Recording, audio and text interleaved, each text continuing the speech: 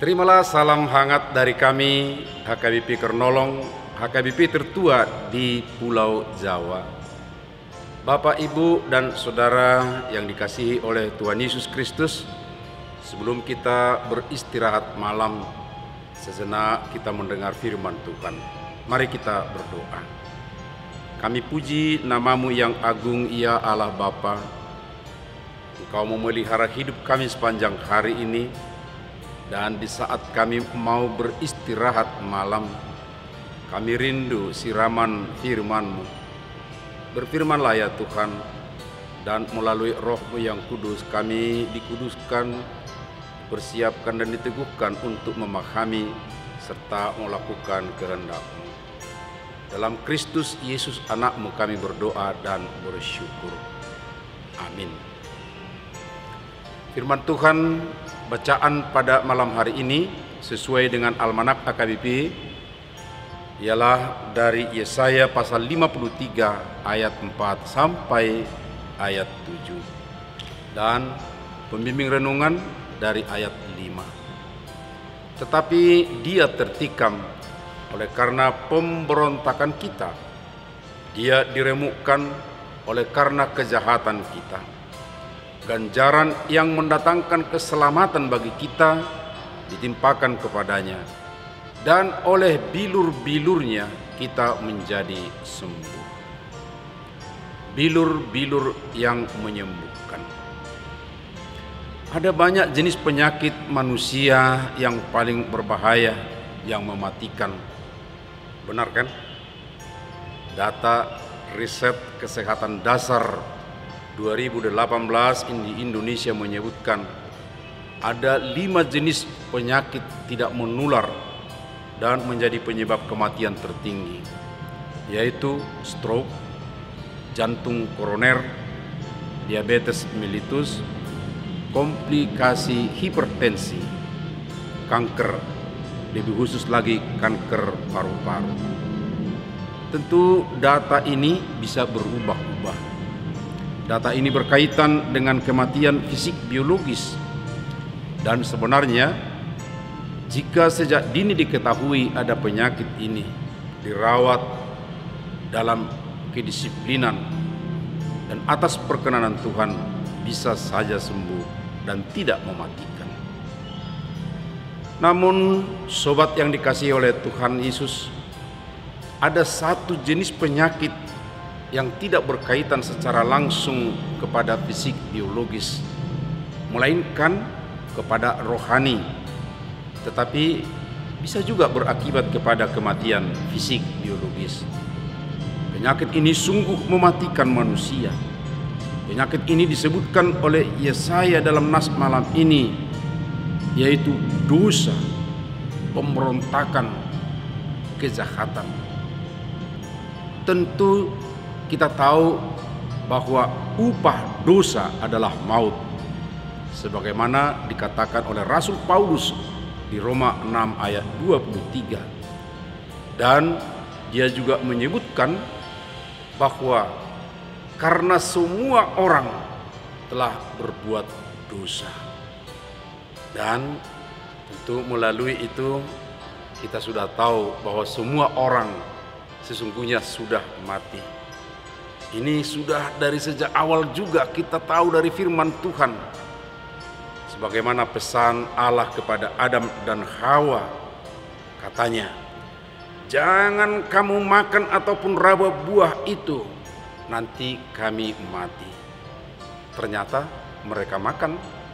Berarti semua keturunan Adam dan Hawa, tentunya termasuk saya, termasuk Bapak Ibu semua, telah mati.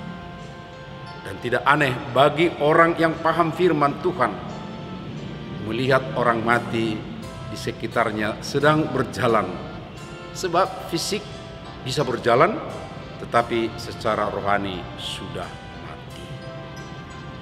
Syukur Nabi Yesaya mengingatkan kita di awal bacaan pada malam hari ini.